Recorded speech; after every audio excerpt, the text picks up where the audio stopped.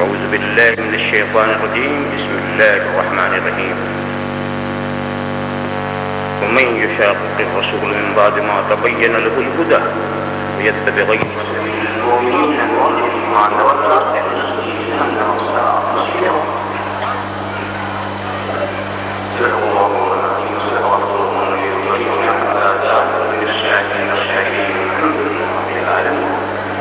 قال الله تعالى في القرآن العظيم ونفعني بهم من آياته والحكيم وعن عباد الظالمين والغيب والغفور الرحيم.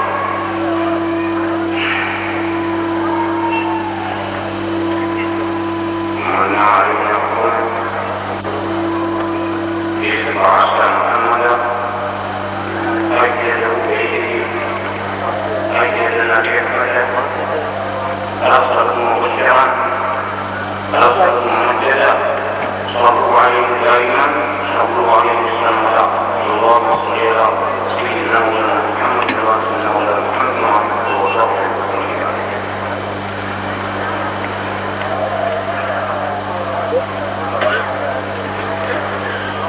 جو موضوع وہ اپنے کا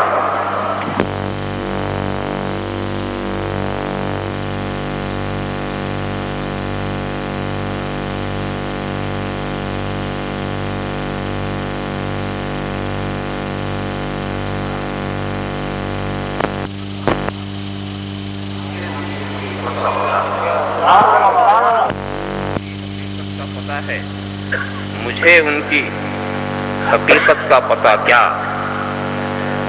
بڑے لطیف ہیں، بڑے لطیف ہیں، نازک سے گھر میں رہتے ہیں. بڑے لطیف ہیں، نازک سے گھر میں رہتے ہیں. میرے حضور میری چشم تر میں رہتے ہیں. میرے حضور میری چشم در میں رہتے ہیں. ہمارے دل میں، ہمارے جگر میں رہتے ہیں. ہمارے دل میں، ہمارے جگر میں رہتے ہیں. انہی کے گھر ہیں یہ، وہ اپنے گھر میں رہتے ہیں. انہی کے گھر ہیں یہ، وہ اپنے گھر میں رہتے ہیں. یہ واقعہ ہے لباس بشر بھی دھوکا.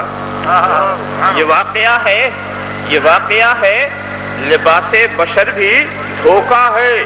یہ معجزہ ہے لباس بشر میں رہتے ہیں. یہ معجزہ ہے لباس بشر میں رہتے ہیں. یہ واقعہ ہے لباس بشر بھی دھوکا ہے. یہ معجزہ ہے لباس بشر میں رہتے ہیں. مقام ان کا نہ فرش زمین نہ عرش بری. مقام ان کا نہ فرش زمین نہ عرش بری. وہ اپنے چاہنے والوں کے گھر میں رہتے ہیں. وہ اپنے چاہنے والوں کے گھر میں رہتے ہیں. وہ اپنے چاہنے والوں کے گھر میں رہتے ہیں. یقین والے کہاں سے چلے کہاں پہنچے. یقین والے کہاں سے چلے کہاں پہنچے. یقین والے کہاں سے چلے کہاں پہنچے. جو اہل شک ہیں اگر میں مگر میں رہتے ہیں. جو اہل شک ہیں اگر میں مگر میں رہتے ہیں. یقین والے کہاں سے چلے کہاں پہنچے. جو اہل شک ہیں اگر میں مگر میں رہتے ہیں. ملائکہ بھی عقیدت سے دیکھتے ہیں انہیں. ملائکہ بھی عقیدت سے دیکھتے ہیں انہیں. جو خوش نصیب نبی کے نگر میں رہتے ہیں. جو خوش نصیب نبی کے نگر میں رہتے ہیں. خدا کے نور کو اپنی طرح سمجھتے ہیں. خدا کے نور کو اپنی طرح سمجھتے ہیں. یہ کون لوگ ہیں کس کے اثر میں رہتے ہیں. یہ کون لوگ ہیں کس کے اثر میں رہتے ہیں. رہیں وہ اپنوں سے غافل ارے معاذ اللہ. رہیں وہ اپنوں سے غافل ارے معاذ اللہ. خوشا نصیب ہم ان کی نظر میں رہتے ہیں. خوشا نصیب ہم ان کی نظر میں رہتے ہیں. وہ اور ہی تھا جو قوسین پہ نظر آیا. وہ اور ہی تھا جو قوسین پہ نظر آیا. ملک تو اپنی حد بالوں پر میں رہتے ہیں. ملک تو اپنی حد بالوں پر میں رہتے ہیں. اگر خاموش رہوں میں تو کچھ ہے جو کچھ کہا تو تیرا حسن ہو گیا. بارگاہ رسالت و علیہ رسالت میں درود شریف کا نذرانہ عقیدت پیش فرمائیں. اللہم صلی علی سیدنا مولانا محمد وعلی سیدنا محمد کما تحب صلی علیہ. ایک بار اور حدیث درود شریف پیش فرما دیں. صلی اللہ علی النبی الامی وآلہ صلی اللہ تعالی وسلم صلاۃ و سلام علیہ یا رسول اللہ. ایک بار اور درود شریف کا نذرانہ عقیدت پیش فرما دیں. اللہم صلی علی سیدنا مولانا محمد وعلی سیدنا مولانا محمد کما تحب صلی علیہ.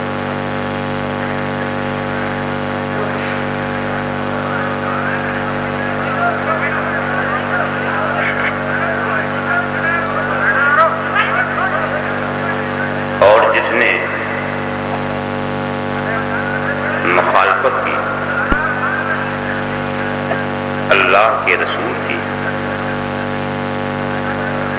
ہدایت واضح ہو جانے کے بعد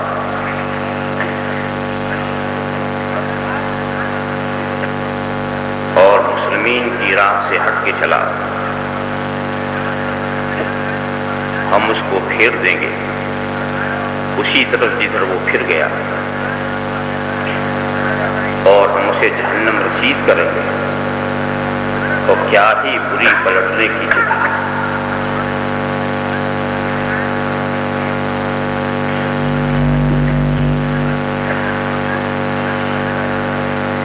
میں نے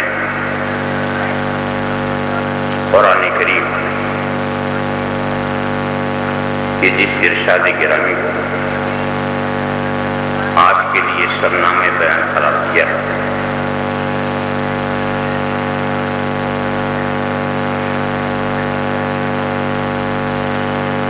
اس میں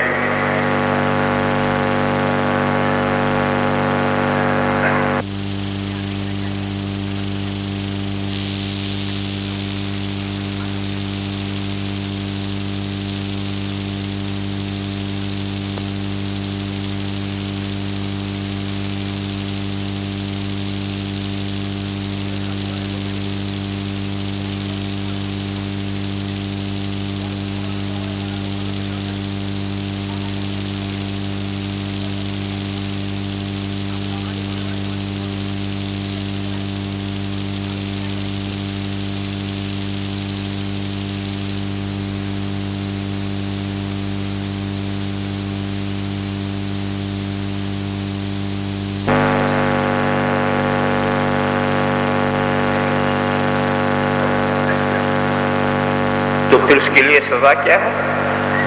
وہ جدھر پھر گیا ہم اسی طرف سے پھیر دیں گے، یہاں تک کہ اسے جہنم تک پہنچا دیں گے، جو سب سے بری پلٹنے کی جگہ ہے. سوچنے کی بات کیا ہے؟ رسول سے مخالفت اور مومنین کے راستے سے الگ ہو کے چلنا، کیا یہ دو چیزیں؟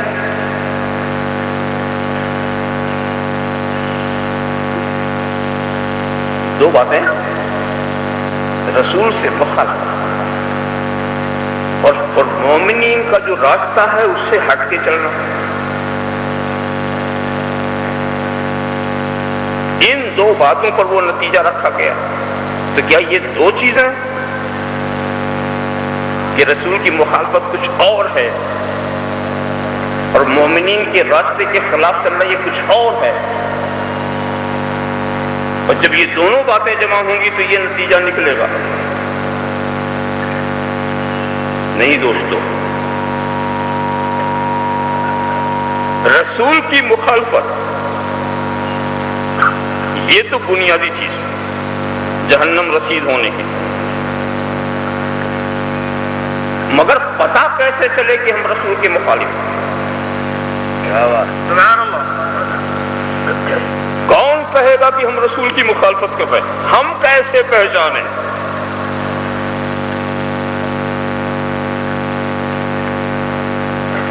سبھی تو کلمہ پڑھ لیں،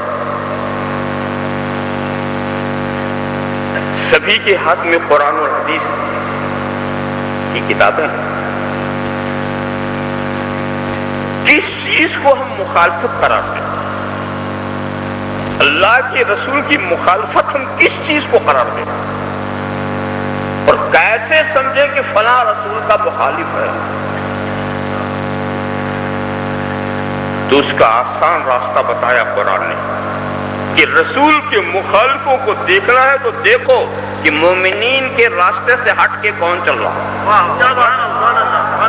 مومنین صالحین انعام یافتہ منعم علیہم، جن کا راستہ صراط مستقیم، اس راستے سے ہٹ کے کون چل رہا ہے؟ وہ ہے مخالف۔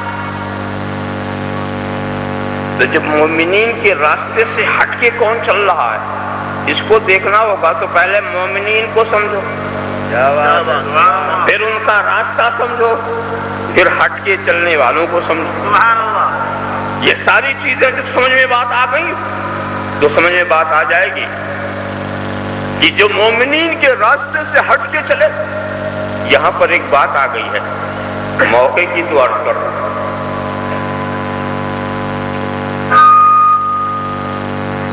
ہم سب اپنے کو اہل سنت کہتے ہیں، یہ اہل سنت کا اسٹیج ہے،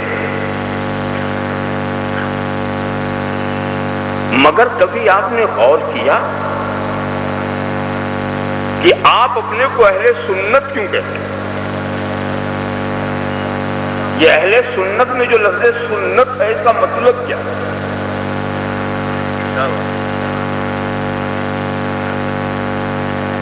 تو پہلے یہ دیکھیے کہ سنت کا لفظ بولا کہاں کہاں جاتا ہے، پھر ہم سمجھیں گے اہل سنت میں جو سنت کا لفظ ہے اس کا معنی کیا۔ سنت کا لفظ ایک تو بولا جاتا ہے کتاب و سنت،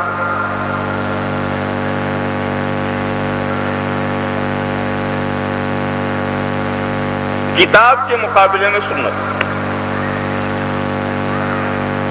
تو کتاب و سنت یعنی کتاب کے مقابلے میں جو سنت ہے اس کی وجہ سے اگر آپ اپنے کو اہل سنت کہتے ہیں کہ ہم سنت کے ماننے والے اس لیے ہم اہل سنت، تو آپ تو کتاب کے بھی ماننے والے ہیں، آپ اہل کتاب کیوں نہیں؟ اپنا نام آپ نے اہل کتاب کیوں نہیں تجویز کیا؟ تو معلوم ہوا کہ اہل سنت میں جو لفظ سنت ہے یہ وہ سنت نہیں جو کتاب کے مقابلے میں ہم بولتے ہیں۔ اور سنت کا لفظ ایک جگہ اور بولا جاتا ہے، یہ فرض ہے، یہ واجب ہے، یہ سنت ہے۔ فرض و واجب کے مقابلے میں بھی سنت کا لفظ بولتے ہیں۔ تو کیا اس لیے آپ اہل سنت ہیں کہ آپ سنت پڑھتے ہیں یا سنت پر عمل کرتے ہیں؟ تو آپ تو ماشاءاللہ فرض بھی پڑھتے ہیں، واجب بھی پڑھتے ہیں، نفل بھی پڑھتے ہیں، تو کبھی اپنے کو اہل فرض کہہ لیجئے، کبھی اہل واجب کہہ لیجئے، کبھی اہل نفل کہہ لیجئے۔ معلوم ہوا کہ اس سنت کی وجہ سے بھی ہم اپنے کو اہل سنت نہیں کہتے۔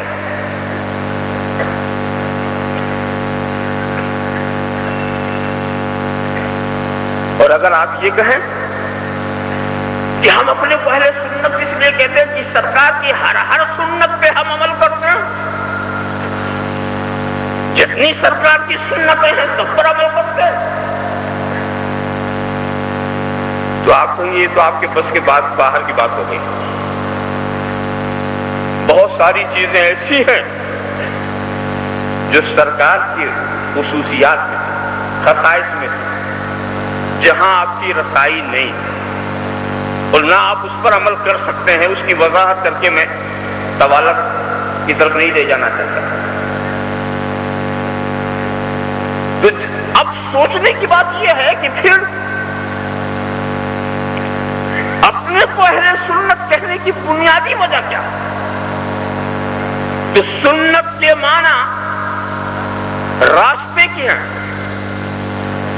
اور ہم اہل سنت اس لیے ہیں کہ ہم مومنین صالحین کی سنت پہ چلنے والے ہیں، مومنین صالحین کے راستے پر، تو طریقے مسلوک مومنین صالحین پر چونکہ ہم چلتے ہیں اس لیے ہم ہیں اہل سنت۔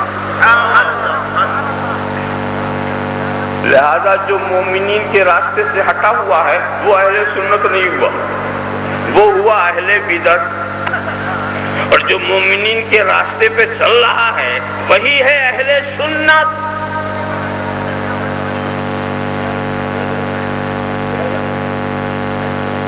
یہاں پر ایک بات اور سمجھ میں آ گئی کہ اگر ہم اپنے کو اہل فرض، اہل واجب، اہل نفل اس طرح کے الفاظ سے یاد کرتے بڑی مشکل پیش آتی۔ ایک بات یہ بتائیے کہ آپ پر کوئی چیز فرض کب ہوتی؟ فرض جب آپ مکلف ہوں گے، بالغ ہوں گے تو نماز فرض۔ مسائل فرض کب ہوئے؟ جب آپ اس کے لائق ہوئے۔ مثال کے طور پر 12 سال کی عمر میں آپ اس لائق ہو گئے یا 15 سال کی عمر میں آپ پر تمام چیزیں فرض ہو گئیں، یہ واجب ہے، یہ فرض ہے۔ اور یہ فرض کب تک رہے گا؟ جب تک آپ زندہ رہیں گے۔ تو اب ذرا فرض کی عمر تلاش کرو کہ فرض کی عمر کیا ہوتی ہے۔ ایک چیز 15 سال کی عمر میں فرض ہوئی، آپ 20 سال تک باحیات رہے تو اس فرض کی عمر صرف 5 سال۔ تو 15 سال سے پہلے بھی آپ اہل فرض نہیں، اور 20 سال کے بعد بھی آپ اہل فرض نہیں، مرنے کے بعد اب کچھ فرض نہیں، اور بالغ ہونے سے پہلے کچھ فرض نہیں، صاحب استطاعت ہونے سے پہلے حج فرض نہیں، صاحب نصاب ہونے سے پہلے زکات فرض نہیں۔ تو معلوم ہوا کہ اس کی عمر یہ ہے۔ اب ہو سکتا ہے کہ آپ کے فرض کی عمر 5 سال ہو، کسی کے فرض کی عمر 10 سال ہو، کسی کے فرض کی عمر جو ہے 15 سال ہو، اس میں فرق ہو سکتا ہے، مگر سنت کا معاملہ عجیب۔ 15 سال سے پہلے آپ اہل فرض تو نہیں تھے، مگر سنت کا معاملہ یہ ہوا کہ اس دنیا میں آنا سنت، اذان و اقامت سنت، عقیقہ سنت۔ اس فرض کے آنے سے پہلے ساری اسلامی تربیتیں سب سنت، سب سنت، اور اس کے بعد مرنے کے بعد کفنانا سنت، نہلانا سنت، کاندھے پہ لے کے جانا سنت۔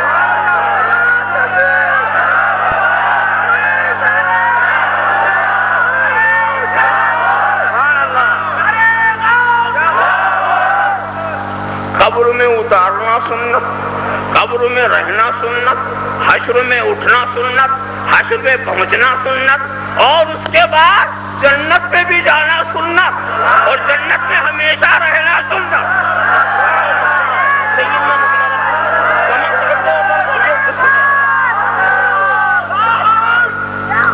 تو پیدا ہوتے ہی شروع ہوئے اور جنت تک سب سنت ہی سنت، اور ہم الحمدللہ اہل سنت، ہم اہل سنت۔ ذرا سا آپ پیار کرتے تھے نا۔ اب جنہوں نے اپنا نام اپنی مرضی سے کچھ رکھ لیا ہے وہ اپنا نام خود ہی سمجھائیں گے کہ کیوں رکھا۔ اس لیے کہ کچھ لوگ اپنے کو اہل قرآن کہتے ہیں، کچھ لوگ کہتے ہیں اہل قرآن، تو اب سمجھ میں نہیں آتا کہ اہل قرآن اپنے کو کیوں کہتے ہیں۔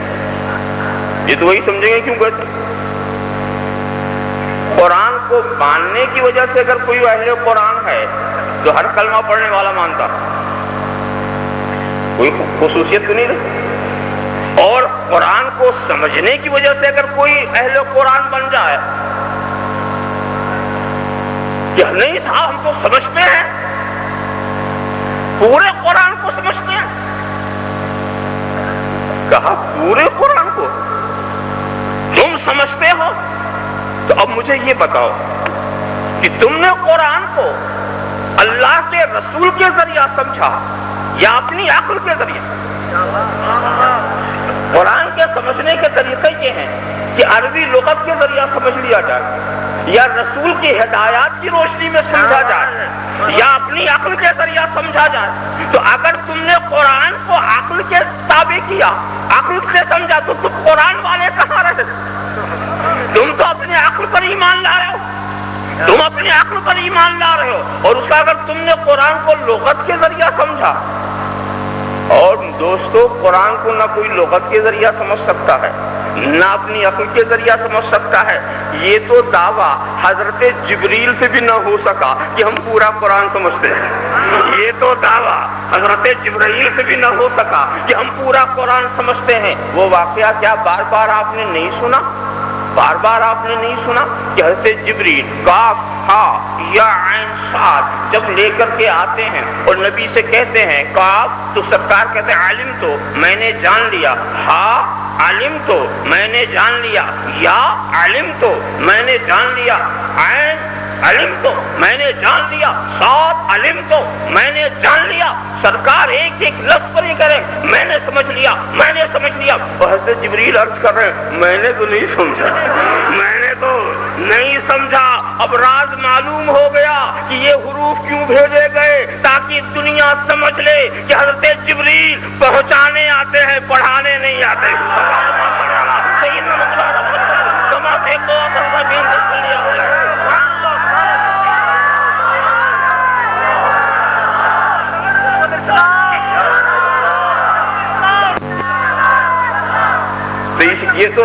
تو یہ بات ہی سمجھ میں نہیں آتی۔ دنیا کا یاد رکھو قرآن ایک ایسی کتاب ہے، زبان عرب میں تو ضرور ہے، مگر عرب کے لوگ بھی قرآن کو سمجھنے کے لیے رسول عربی کے محتاج تھے۔ عرب کے لوگ بھی قرآن کو سمجھنے کے لیے، قرآن اپنی کچھ مخصوص اصطلاحات رکھتا ہے، قرآن کچھ مخصوص معنی رکھتا ہے۔ صدیق اکبر محتاج ہو رسول عربی سے، یہ فاروق اعظم محتاج ہو قرآن سمجھنے کے لیے رسول عربی کے، تو قرآن لغت کی کتابوں سے نہیں سمجھا جا سکتا، عربی لٹریچر کو پڑھ کر کے قرآن کو نہیں سمجھا جا سکتا۔ اگر قرآن کا سمجھنا اتنا ہی آسان تھا تو نبی کے آنے کی ضرورت کیا تھی؟ اگر قرآن کا سمجھنا اتنا ہی آسان تھا تو نبی کے آنے کی ضرورت کیا تھی؟ مگر دوستو بتاؤ، پہلے معلم آیا کہ پہلے کتاب آئی؟ پہلے معلم آیا۔ اس دنیا کی ابتدا معلم سے ہوئی، کتاب سے نہیں ہوئی۔ اس دنیا کی ابتدا معلم سے ہوئی۔ اور سنو، حال تم نے نہیں دیکھا، معلم آیا، اس نے قرآن کو سمجھایا، تقریباً 1,24,000 کو سمجھایا، انہوں نے تابعین کو سمجھایا، سمجھانے کا سلسلہ چلتا رہا۔ اتنا سمجھانے کے بعد تو 73 ہو گئے، اتنا سمجھانے کے بعد تو 73 ہو گئے۔ اگر نبی نے نہ سمجھایا ہوتا تو ہر آدمی ایک فرقہ ہوتا۔ اللہم صلی علی سیدنا مولانا محمد کما سوچنے کی بات ہے، سمجھنے کی بات ہے۔ تو یہ دعویٰ کرنا غلط، اور کہیں گے صاحب نہیں صاحب ہم تو قرآن پر عمل کرنے والے ہیں۔ کیا تم عمل کرو گے؟ قرآن کریم میں 6,666 آیتیں ہیں نا، اور اس میں احکام کی آیتیں کتنی؟ 500 احکام کی آیتیں اگر تمہیں معلوم بھی ہو جائیں تو ان کی بھی تفصیلات اور تشریحات حدیث رسول کے بغیر ناممکن۔ مگر اگر 500 پر تم عمل کر بھی لو، جو ظاہر سے سمجھو، تو باقی قرآن 6,666 تو 6,166 آیتیں۔ تو یہ تو عجیب بات ہے کہ جس لوگوں نے اپنے کو اہل قرآن کہنا شروع کر دیا، وہ کیوں کہہ رہے ہیں وہی سمجھیں۔ اور پھر کچھ لوگ اور آگے بڑھے، انہوں نے کہا ہم تو اہل حدیث ہیں، اس لیے اہل قرآن کہتے انہیں ڈر لگا۔ یہ تو مشکل کام ہے کہ اتنا بڑا ہم دعویٰ کر دیں کہ ہم قرآن کو، تو چلو حدیث کو لے کے چلے، ہم ہیں اہل حدیث۔ اچھا صاحب ان سے بھی پوچھ لیجئے کہ آپ نے جو اپنا نام اہل حدیث رکھا ہے وہ کس لیے رکھا؟ کیا ساری حدیثوں پر آپ کا عمل؟ کیا ساری حدیثوں میں؟ ہاں جناب ساری حدیثوں کا عمل ہے۔ کیا جب ساری حدیثیں موجود ہی ہیں تو عمل کیسے؟ ساری حدیثیں جب موجود ہی نہیں تو آپ کے لیے کچھ مخصوص راستے ہیں حدیثوں کے آنے کے؟ ارے حضرت امام بخاری کو 1,00,000 حدیثیں یاد تھیں، انہوں نے اپنی کتاب میں صرف مقررات کو لیجئے تو 7,000 ورنہ 4,000 حدیثیں جمع کر کے چلے گئے۔ حضرت امام احمد ابن حنبل کو 6,00,000 حدیثیں یاد تھیں، مسند امام احمد حنبل میں دیکھو یہ اتنی حدیثیں نہیں ہیں۔ تو جب جمع ہی نہیں ہوئی تو تم عمل کیسے کرو گے؟ جب وہ حدیثیں ہیں ہی نہیں، ان کا وجود ہی نہیں، تو ان کا تم عمل کیسے کرو گے؟ نہیں صاحب جو ہیں اس پر، جو نہیں ہے وہ تو نہیں ہے۔ مگر جو ہے ہم اس پر عمل کرتے ہیں. اچھا تو جو ہے اس پر سب پر عمل کرتے ہو؟ جو ہے سب پر عمل کرتے ہو. ہر حدیث پہ جو چیز حدیث سے ثابت وہ کر لیا, جو حدیث سے ثابت وہ کر لیا. کیا اس کا کوئی دعویٰ کر سکتا ہے؟ حدیث سے ثابت ہے کہ حضور نے 4 نکاح سے زیادہ کیا. حدیث سے ثابت ہے کہ حضور کی وراثت نہیں بٹے گی. حدیث سے ثابت ہے کہ ازواج مطہرات دوسرے نکاح میں نہیں آ سکتے. اب جو حدیث سے ثابت ہو سب کرتے جاؤ, جو حدیث سے ثابت ہو سب کرتے جاؤ. یہ بھی ناممکن چیز ہے کہ جو حدیث سے ثابت ہو وہ سب کرتے جاؤ, یہ ہو ہی نہیں سکتا. اور ایک بات اور بھی ہے, فہم حدیث کے لیے ضروری ہے کہ رسول سے ایک نسبت قوی ہونا چاہیے, رابطہ قوی ہونا چاہیے. فہم حدیث ہر ایک کا کام نہیں ہے. حدیث کا سمجھنا ہر ایک کا کام نہیں ہے. وہ صرف صحیح معنوں میں اگر کسی کو اہل حدیث کہا بھی جا سکتا ہے تو پھر وہی لوگ ہیں جو ائمہ مجتہدین ہیں. سبحان اللہ. ائمہ مجتہدین ہیں جو براہ راست قرآن و حدیث سے استنباط مسائل کی صلاحیت رکھتے ہیں. یاد رکھو 3 قسمیں ہیں. 3 قسموں کے سوا چوتھی عقل نکلتی ہی نہیں. پہلی کیا؟ ایک تو وہ جو قرآن و سنت سے مسائل کے استخراج و استنباط کی قوت رکھتا, اتنا علم اس کے پاس. ایک تو وہ ہوگا, اور ایک وہ ہوگا جس میں بالکل قوت نہ ہو. مسائل سے 2 شکل کے سوا کوئی تیسری شکل بنتی ہے. یا تو کتاب و سنت سے, کتاب و حدیث سے مسائل کو نکالنے کی قوت ہوگی یا نہ ہوگی. یہی تو شکل ہے دو. اب ان 2 میں جو دوسرا ہے اس کی 2 قسمیں نکلتی ہیں. ایک تو وہ جسے استنباط استخراج کی طاقت ہو, ایک وہ جس میں نہ ہو. ہاں نہیں کے بعد کوئی تیسری شکل نہیں بنتی. اب جس میں نہ ہو اس کی 2 شکلیں بنتی ہیں. ایک وہ جو کسی ایسے ہی امام کی تقلید کرتا ہو جو قرآن و سنت سے استنباط و استخراج کی طاقت رکھتا ہے, اس کا مقلد ہو. اور دوسرا کو مقلد نہ ہو. 2 ہی شکل بولیں گے. یا تو اس کے پیچھے چلو جو سمجھ والے ہیں, یا نہ چلو 2 ہی تو شکل بنے گی. تو جو استخراج استنباط کرنے والا ہے وہ ہے مجتہد, اور جو اس کے پیچھے چلنے والا ہے وہ ہے مقلد. اور جو قوت اجتہادیہ کے فقدان کے باوجود کسی امام کے پیچھے نہیں چلتا وہ ہے غیر مقلد. تو اہل حدیث کہاں سے آ گئے؟ یہ تیسری چوتھی قسم بنتی ہی نہیں. تو اس چیز کو آپ اچھی طرح سمجھیں. مگر اس مقام پر سنت کی بات آ گئی تھی تو سنت کے جو مقابل ہوگا وہ بدعت. مومنین صالحین کے راستے پہ چلنا یہ ہے سنت, اور اس کے خلاف ہونا یہ ہے بدعت. مگر اس مقام پر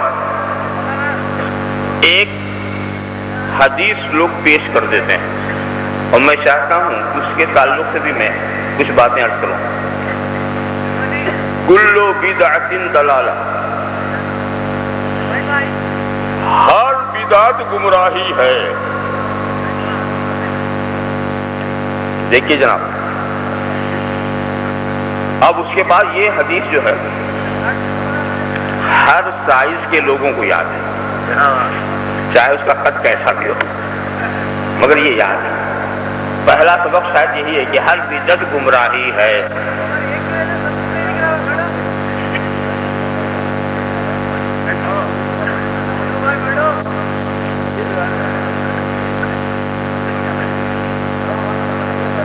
ہمارے علماء کرام اس کا ایک بڑا پیارا جواب دیتے ہیں, مگر میں یہ چاہتا ہوں کہ میں ایسا جواب عرض کروں جو الفاظ ہی سے سمجھ میں آ رہا ہے. اور باہر سے مجھے کوئی بات کہنے نہ پڑے، ورنہ ہمارے علماء یہ کہتے ہیں کہ بدعت کی بہت ساری قسمیں ہیں، اچھی بھی بدعت ہوتی ہے، بری بھی بدعت ہوتی ہے، وہ بھی اپنی جگہ پر ایک حقیقت ہے۔ اب ایک بات ہم آپ سے پوچھیں گے کہ اس میں ہر بدعت کو گمراہی کہا گیا، تو ہر بدعتی گمراہ ہوگا کہ نہیں؟ سیدھی سی بات، جب ہر بدعت گمراہی ہے تو آپ لوگ خاموش ہو کر بات صرف سنیں، باتیں سنیے۔ ہاں تو میں عرض کر رہا تھا کہ جب ہر بدعت گمراہی ہے تو ہر بدعتی گمراہ۔ اب میں آپ سے پوچھتا ہوں کہ آدمی گمراہ کیسے ہوتا ہے؟